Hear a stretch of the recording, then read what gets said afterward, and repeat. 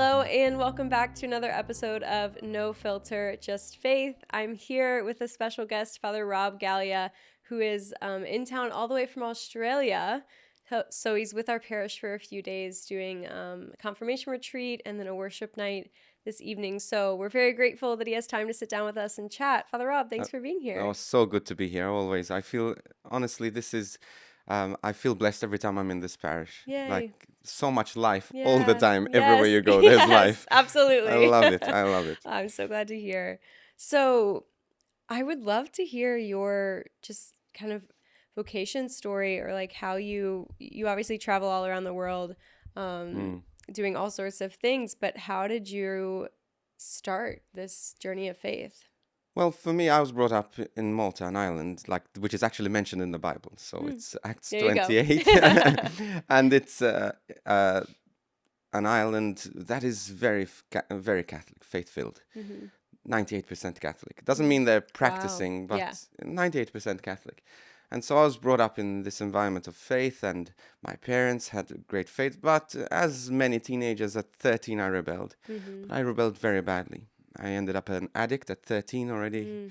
Lived on the streets, lived in a sort of a place of darkness until I was about 17 years old. 17 years old, I had an encounter with Jesus. I had a profound encounter. And it wasn't extraordinary as in one moment. It was just a gradual encounter from getting out of addiction to discovering good friendships, good community, and then eventually my relationship with God, which gave me a fight for life. Yeah. And there I wanted to serve the Lord. I wanted to tell the world about Jesus. That's all. I just want to tell the world. But I used to have one prayer. I used to pray, God, I'll do whatever you want. I'll sing, I'll dance. But please, one condition, please, don't let me become a priest. Don't call me to be a priest. Uh-oh, we see where that ended up. Yeah. Well, maybe because I didn't have a good role model as a priest. Maybe I didn't. I don't know. But I used to pray that. I just don't want to be a priest. In fact, as you know, or maybe you don't know, that priests don't get married, right? We take a vow of celibacy. We live a chaste life. But I had a girlfriend for 4 years. So I didn't want to. And I studied for a degree in commerce. And I had my life sorted. Yeah. Life was good. But one day, I was also, and still am, a musician. So I was signed with a record label. I was touring Europe. And as I was in one of my concerts, there was this priest who walked into the concert. Now, he walked in with an entourage of young people. And he was cool. He was wearing sunglasses, I remember. And he was just like so cool. And I remember just looking at this priest thinking, God, I still don't want to be a priest. But if I'll be anything like this guy, I'll consider it. That's awesome. The biggest mistake of my life in that prayer. God sort of put his foot in the door and I just couldn't close it. I couldn't close it. And I just prayed like, God, I don't want to be a priest. But it was like there was this excitement, but also this fear at the same time. Yeah. And eventually I became friends with this priest. We had good conversations and the fear started to go away. But then there was a big problem. I had a relationship, right? So I had to sit down with my girlfriend and discuss it with her. And eventually we decided to end the relationship. And I cried and she cried. And we ended the relationship. And I eventually discerned the priesthood. I went into the seminary. And long story short, I was ordained a priest. But as soon as I was ordained, she got engaged to be married and asked me to do the wedding. Wow, how cool is that? What a full circle. That's so we're awesome. still very, very good friends. Yes. And yeah, so I think this is my desire for the priesthood. My vocation to the priesthood is all about evangelization. I just want to be better positioned in a way to tell people about the one I love. Yeah. And that's all I do. That's my ministry. That's what I live and breathe. Yeah. So were you a musician? Were you doing praise and worship music before you became a priest? Yeah, so I don't really do praise and worship music. I do contemporary Christian music as such. But there's a lot of reflective music there. But I started playing Christian music. I got signed with a Christian record label in the UK. But this happened when I didn't play any musical instruments or sing until I had my conversion.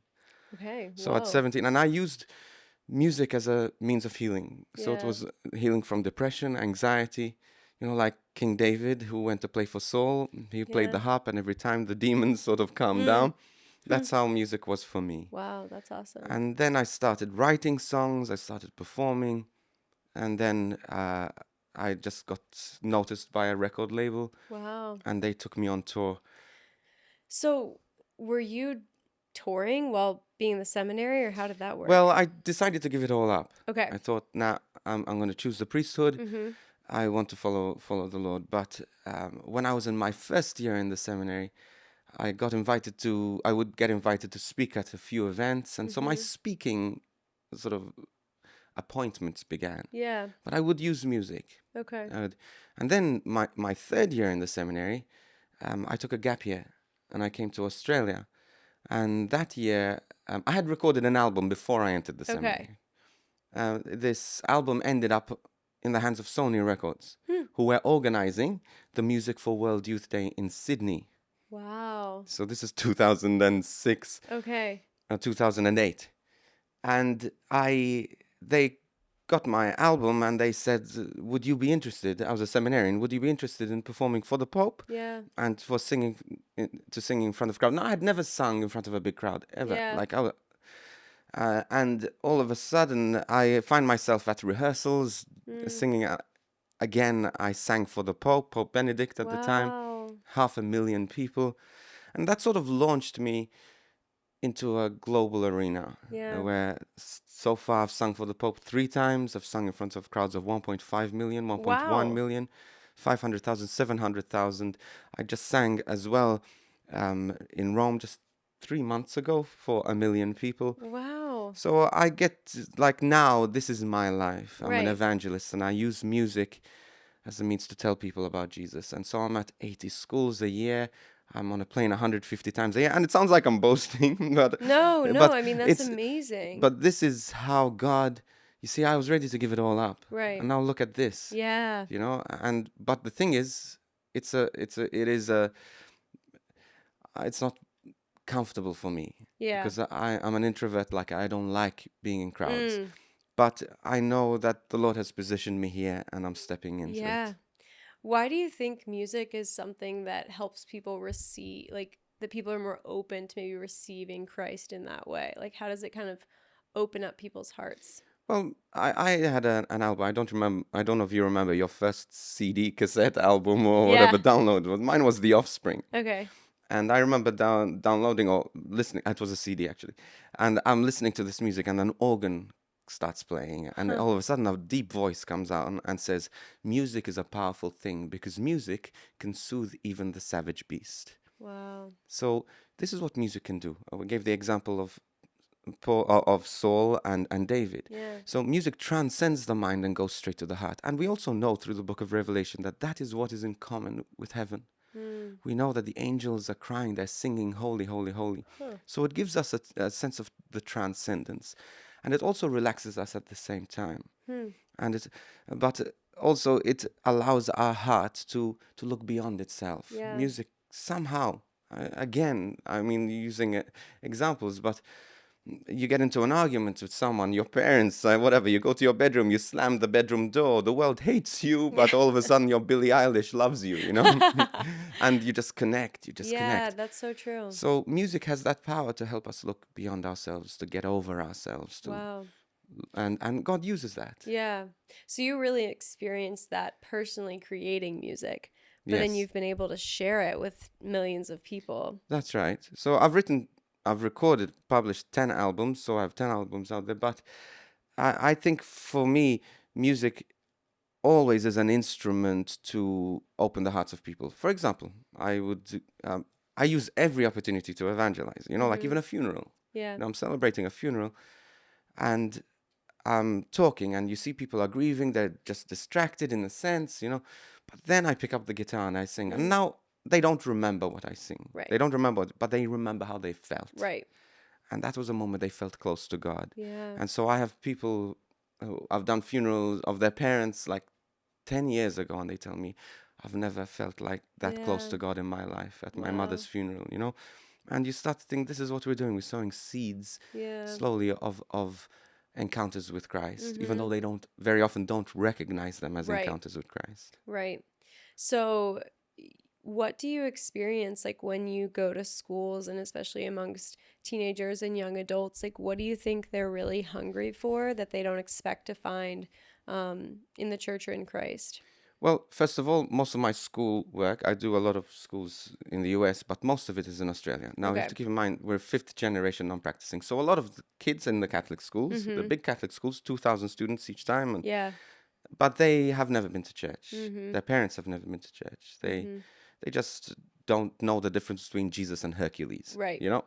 So one thing I do love is that you can go with a new evangelization. They don't have the Huh. bias, they don't have the anger, they don't have the frustrations Right. of what the media has done to the minds of their Yeah. parents and their grandparents, and what the church has done. I'm not, Yeah. you Yeah. know what I mean? I'm denying the Yeah. wrong Yeah. the church has done. But when you go there, they're just so open, and all of a sudden, like you're speaking to them. Yes, you can be a good speaker, but you play music, you play a pop song, you play the top 10 or whatever. Yeah. They are ready to listen. They're Mm. so ready to listen because you're speaking their language and not, in a sense, trying to impress by trying to do the 6/7 or Yes. whatever, Yes. trying to trying to impress people Right. by the Right. what it, but an authentic, here I am. I'm gonna close my eyes. I'm gonna pray to God, Yeah. and you're going to sense, look at Yeah. my heart, Yeah. and people notice that. Kids notice that. Right. They're thirsty. Our young people, honestly, they're so thirsty for God. Yeah. But the problem is, when I'm a millennial, okay? When I was growing up, and even Gen Z, Yeah. and Gen X, they listen to their peers. Mm. You go into schools, you talk to your peers. Young people today are not doing that, Mm-hmm. right? They're listening to your Joe Rogans. They're listening Yeah. to people who are much older than them Mm-hmm. because they're tired Yeah. of the opinions of others, the Mm-hmm. subjectivity of others. They want to see someone who's been through life, who's been through adulthood in a sense, Yeah. and have got out okay because they Yeah. don't know they're going to be okay. There's so much subjectivity, Mm-hmm. so many distractions that when you go now, I'm finding when I'm authentic before these teens, Yeah. they're more ready to listen than ever. They're more Yeah. hungry than ever. They're more in need of direction than ever. Yeah. That's such a good perspective and like reminder that, yeah, like I'm Gen Z and like our generation definitely is looking for, they're not necessarily looking for someone that's like perfect or has like all the answers, but they want someone that's like real, Hmm. has been through life, like you said, like just they're looking for like guidance and not necessarily just like you know, whatever the opinions of everybody else are or Yeah. anything. They really just want truth, which is what's really Yes. cool. And again, we the stance that I take always is that again, I am not the one to give you the answers, but it's always I know someone who can, Yeah. and then point them to Jesus, Yeah. Yeah. Oh, that's awesome. Was it challenging for you to like have this like passion for music and then think about giving it up but still wanting to like be your authentic self at in the priesthood? How did you kind of merge the two? Yeah. Well, when I was ready to give it up, again, as I said, I was an introvert, so I was ready to give up not the music as such because I knew I would be playing in Right. my room, Right. praying and writing music, but the performance. Yeah. And it wasn't really hard because again, I'm an introvert, so it wasn't hard. Yeah. But I just was so excited to do God's will. Yeah. Like I knew He would work something out. Yeah. But for me as a priest today, my vocation is to proclaim the gospel by word and sacrament. Mhm. That's my vocation. Yeah. And so, what better way to proclaim the gospel than through the language of the heart, which is Mhm. music? Yeah. And so I do that, but I don't it's not a performance for me, it's Mhm. evangelization. Yeah. And that's the concerts I run are pretty much a retreat. Yeah. They're a 1 hour, 2 hour retreat. Cool. And so I never go out with people sort of admiring me, but they go out with peace. Yeah. They go out with, wow, that was an encounter experience. That was a peaceful experience. That was a sort of a place where an oasis moment for me with Yeah. God. Yeah. And what is your like songwriting process like for these? It depends. So now, sometimes I start with like a harmonic bed, like in a sense, some Mm-hmm. chords and then write music, but it's usually something that's on my heart. Okay. Like, and now today with AI, it's so Yeah. easy to get a Yeah, co-writer. yeah. I've never, and God forbid that I ever release a song that is AI, Right. but it certainly is helpful with the songwriting process, Yeah. with coming up with ideas, with progressions, Yeah. imagining the instrumentation, all of that. Mm. But for me, every song is a journal, an encounter with God or with someone who is struggling with or Yeah. seeking to encounter God. Yeah. So it's a story. I'm a melancholic writer. Mm-hmm. So my songs, if I didn't Yeah. have a producer, my songs would be so sad. Okay. So my That's producer's funny. always telling me, "Come on, some major chords, some fun." That's hilarious. I guess Yeah. that's why you have a team to Yes. keep you in balance. Yeah, Yes. yeah. Exactly. Otherwise, it'd be miserable songs, Yeah. all of them. That's so funny. So, what would your advice be to young people who, we are all called to vocation, whether that's in the priesthood or just however we are living our lives for Christ? What would your advice to someone be? Just to Well, first of all, when it comes to vocation, I think the first thing to recognize your number one vocation, no matter who you are, whatever you're called to, Mm-hmm. is to be a saint. Okay, so let that be your number one focus, to Yeah. have this relationship with God, and then God will show you the rest. But Mm-hmm. here's the thing: any vocation requires courage. Mm. We have Yeah. so many options now, like more than ever, and so many distractions to even move us away from the options. Mm. But I'll say this: there is more freedom in one commitment than 1,000 options. Mm. There's more freedom in one commitment than 1,000 options. It's hard. It's not Yeah. easy. But we need to have courage to take the step to say yes to God.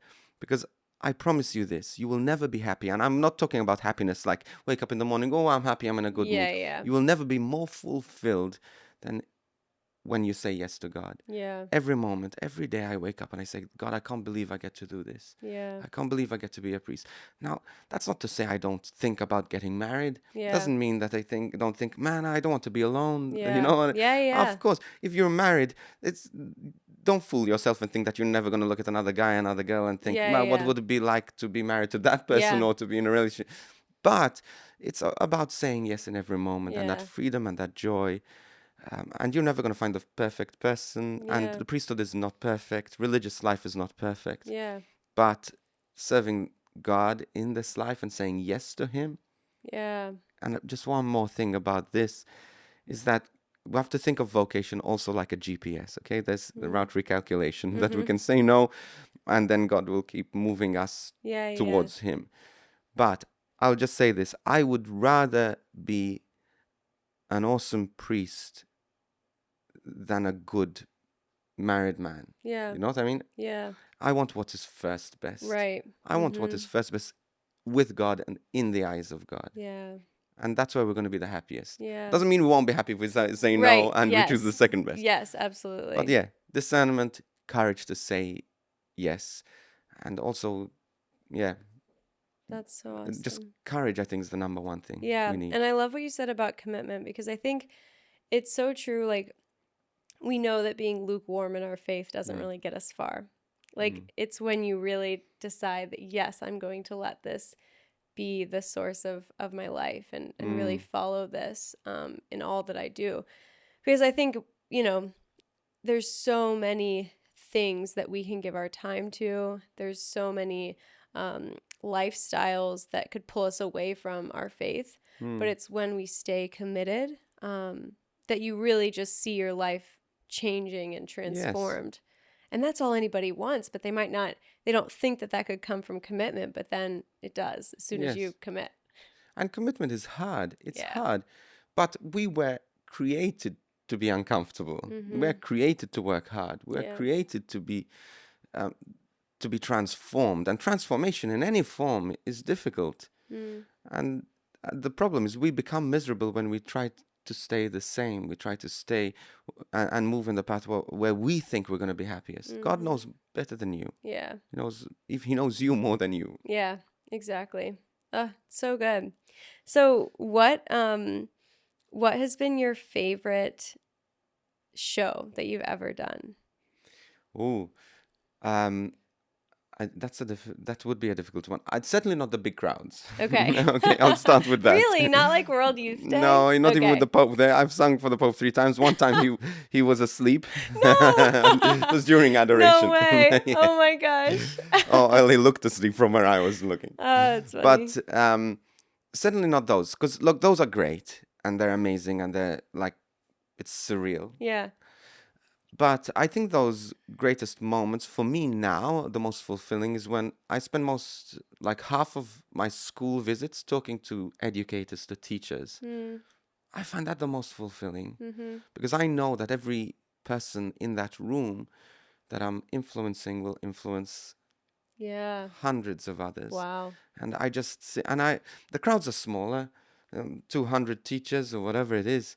But man, like just to think of the impact, the domino effect Yeah. of that moment, Yeah. for me, that excites me more than influencing them myself. Right. I Oh. think I'm at a point where I don't need to do the work myself. I want to train the next generation. I want to train people around me Yeah. to do things better than I could ever do them. Yeah. And they're better positioned to do it than I. I always ask my guests, what is one thing right now that is fueling your faith? So, like, it could be a book or maybe someone else's music that you've been listening to. What would you say? Well, I think this might be a bit strange. I'm trying to figure out where I fit in God's kingdom. You know, like it's always, like there's a certain point where God led me through music, He led me through public speaking on these large crowds. But I think I'm at a point where I'm so unsure of where I am. I'm so unsure of where my future is going. I'm not fearful, Yeah. but this uncertainty has just drawn me to silence, to listen. So what is fueling me? It's the silence. It's the stillness with God. Yeah. It's just that moment of saying, God, what do you want? I don't have an answer yet. Mm-hmm. I'll keep going until I do. Yeah.